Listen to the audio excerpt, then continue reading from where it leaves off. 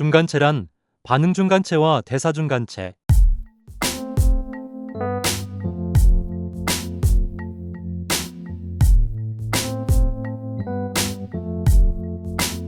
중간체는 화학 반응에서 반응이 시작되어 반응물이 최종 생성물로 가기 전에 아주 짧은 시간 동안 생성되었다가 사라지는 중간 생성물과 같은 물질을 말합니다. 화학 반응은 일반적으로 반응물이 한 번에 생성물로 변하는 것이 아니라 여러 단계를 거치며 그 사이사이 단계마다 잠시 형성되는 독립적인 분자나 이온을 통해 최종 생성물이 만들어집니다. 특히 중간체는 무기화학이나 유기화학 중에서 복잡한 반응에 주로 존재하며 특히 유기화학에서 중간체는 흔합니다. 중간체는 엄밀하게 말하면 반응 중 불안정하여 빠른 시간에 생성되었다 사라지는 물질을 의미하지만 중간체라고 할 수 있는 물질의 범주는 넓고 정의도 명확하지는 않습니다. 중간체는 수명이 마이크로초나 나노초로 짧기 때문에 모든 중간체를 직접 검증할 수 있는 것은 아닙니다. 중간체를 검증하기 위해서는 반응 속도보다 더 빠른 측정 도구 시간 분해능과 감도가 필요합니다. 예를 들면 분광학적 직접 관찰법, 트래핑, 동위원소 표지법 등이 있습니다. 분광학적 직접 관찰에는 초고속 레이저 분광법, 저온 매트릭스 고리법이 있습니다. 분광학적인 방법은 레이저, NMR, 적외선과 같은 관측 장비를 이용하는 가장 확실하고 일반적인 방법입니다. 트래핑은 중간체와 반응 및 결합할 수 있는 포획제입니다. 중간체는 주로 유기화학에서 존재하지만 무기화학에서도 존재하며 이들을 통틀어 반응 중간체라고도 합니다. 즉, 중간체와 반응 중간체는 동의어일 수 있습니다. 반면 생화학에서는 중간체를 대사 중간체라고도 합니다. 무기화학이나 유기화학에서 반응 중간체가 불안정한 존재라면 생화학에서 대사 중간체는 안정한 편에 속합니다. 생화학에서 대사 중간체는 각종 대사작용에서 특정 과정이나 회로를 구성하는 분자이기도 합니다. 무기화학에서 반응 중간체는 에너지가 높고 불안정합니다. 본질적인 발생 원리와 구조는 금속과 리간드 결합의 특성에 기인합니다. 그 기준과 중심이 금속 원자의 전자 배치, 특히 기오비탈의 전자수와 금속에 붙은 리간드의 수 배위수의 변화로 이동합니다. 무기화학에서 대표적인 반응 중간체에는 전이금속 카벤 착물, 금속 수소화물 중간체, 금속 알킬 및 아릴 중간체, 배위 불포화 중간체 등이 있습니다. 전이금속 카벤 착물은 유기화학의 카벤이 금속에 결합하여 안정화된 형태입니다. 여기에는 피셔 카벤, 슈로 카벤이 있습니다. 피셔 카벤은 친전자성 카벤 탄소를 가지며 저산화수 금속에 결합합니다. 슈로 카벤은 친핵성 카벤 탄소를 가지며 고산화수 금속에 결합합니다. 이들은 유기화학, 고리화 반응, 올레핀 복분의 반응의 핵심 중간체입니다. 금속 수소화물 중간체는 수소원자가 금속에 직접 결합된 형태입니다. 수소화 반응이나 하이드로포밀화 반응에서 수소 원자를 기질로 전달하는 운반자 역할을 합니다. 금속 알킬 및 아릴 중간체는 탄소와 금속 결합을 포함하는 중간체로서 탄소와 탄소 결합 생성 반응의 필수 단계입니다. 배위 불포화 중간체는 금속에 결합한 리간드가 잠시 떨어져 나가 빈자리가 생긴 상태입니다. 유기화학에서 반응 중간체는 반응물에서 생성물로 넘어가는 과정에서 탄소 원자의 전자 배치와 전하 상태 그리고 결합의 공유성과 이온성에 따라 결정됩니다. 이들은 에너지가 매우 높고 불안정하여 반응 과정에서 아주 짧은 시간 동안만 존재합니다. 유기화학에서 대표적인 반응 중간체에는 카보양이온, 카보음이온, 라디칼, 카벤, 하르빈 등이 있습니다. 카보양이온은 탄소 원자의 3개의 결합을 가지며 전자 1개가 부족한 양전하를 띠고 있는 상태입니다. 전자가 부족하여 신전자체의 성질이 강합니다. 카보음이온은 카보양이온과 같은 구조이지만 전자 1개가 많아 카보양이온보다는 2개 많은 음전하를 띠고 있는 상태입니다. 전자가 많아서 친핵체의 성질이 강합니다. 라디칼은 탄소 원자의 짝을 이루지 못한 호전자가 하나 있는 중성 상태입니다. 즉, 라디칼은 양이온도 음이온도 아닙니다.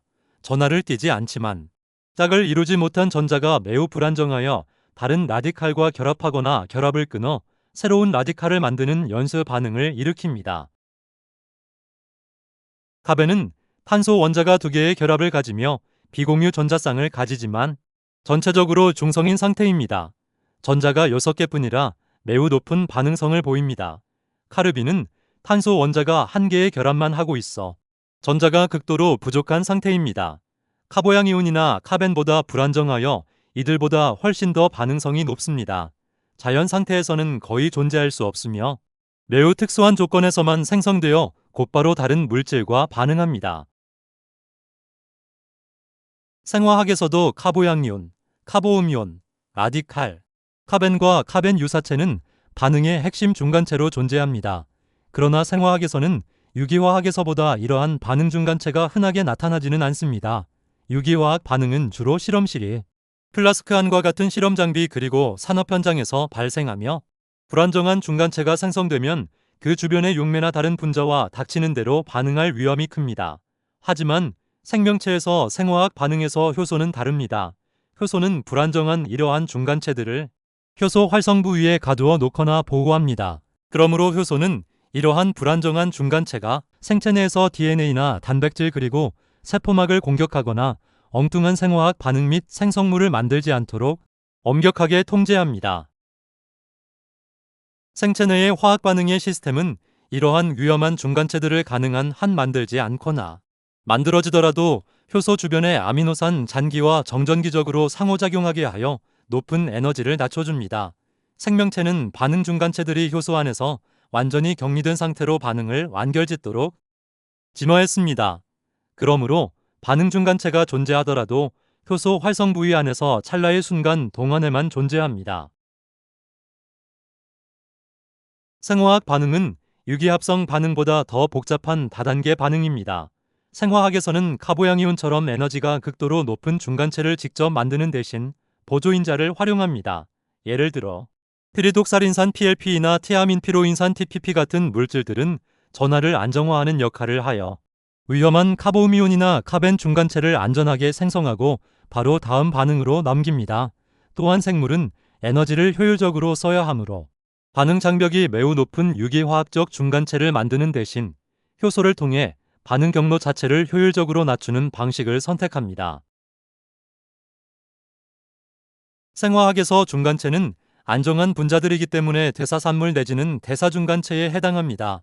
대사중간체는 해당 과정, TCA 사이클, 오탄당인산으로 지방산 베타산화, 포도당 신생합성 등 회로에서 자주 등장하며 회로 내에서 독립적 혹은 다양한 회로에 공통적으로 포함되는 중간체들로서 안정하기 때문에 효소와 효소 사이를 이동하거나 세포 내 농도가 조절되며 존재할 수 있습니다. 예를 들어 포도당식스인산, 피루브산, 옥살로아세트산 등은 대사 경로의 중간체입니다. 이들은 대사 과정에서 정거장과 같은 물질입니다.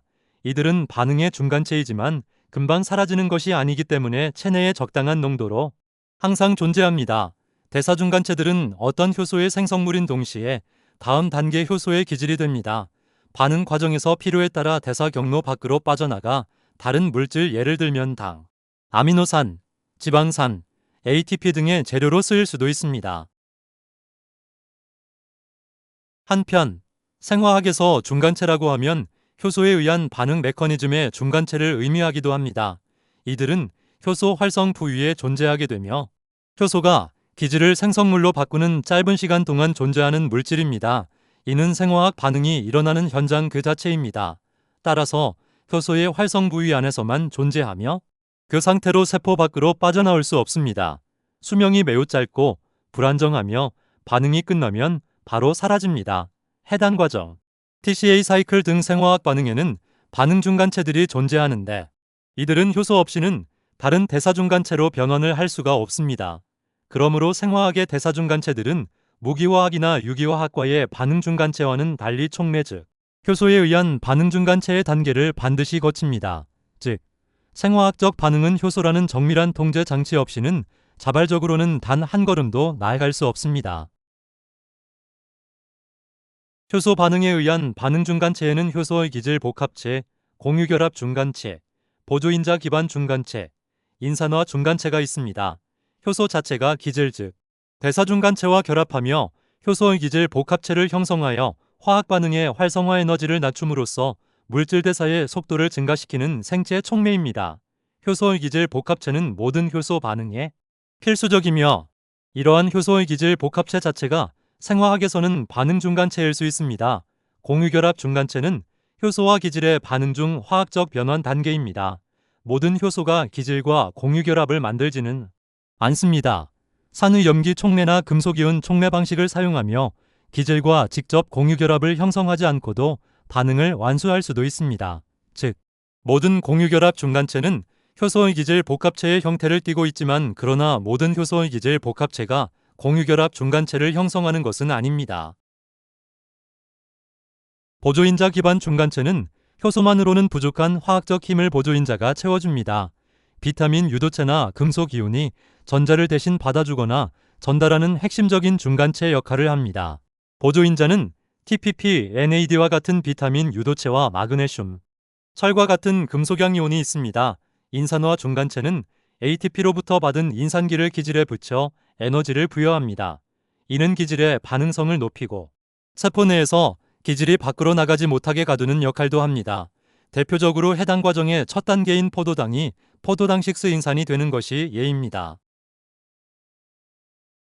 반응 중간체는 전이 상태와는 다릅니다. 전이 상태는 깁스 자유 에너지 또는 잠재 에너지가 가장 최대인 상태입니다. 반응 중간체도 에너지가 높지만 전이 상태보다는 낮습니다. 반응에서 반응 중간체가 여러 번 생성된다면 전이 상태도 여러 번 있게 됩니다. 전이 상태는 반응물이나 중간체가 변신하는 그 순간의 상태이므로 반응물과 생성물 혹은 반응물과 중간체가 공존하는 상태이기도 합니다. 모든 질량이 있는 것들은 진동을 하는데 반응 중간체도 수명이 극도로 짧지만 진동을 합니다. 그리고 그 수명은 진동 주기보다는 한 번이라도 길게 됩니다. 그러므로 반응 중간체도 세상에 존재한다고 할 수 있습니다. 그러나 전이 상태는 분자의 진동 주기보다 짧게 존재하므로 직접 관찰할 수 없고 화학적 추론만이 가능한 존재입니다. 그러므로 전이 상태는 관측이 불가능하며 수명도 측정할 수 없는 존재입니다. 전이 상태는 양자역학의 불확정성의 원리가 적용되는 찰나의 시간이므로 관측하려는 빛의 진동수가 너무 빠르고 에너지가 너무 높아지면 오히려 분자의 결합을 강제로 끊어버리거나 다른 상태로 변화시켜 버립니다. 즉, 관측하는 행위 자체가 반응의 경로에 영향을 끼치는 것입니다. 그러므로 전이 상태는 펜토초 화학으로서 시간 분해 분광법을 사용하여 통계적 분포를 통한 데이터로 증명해야 하는 상태라고 할 수 있습니다.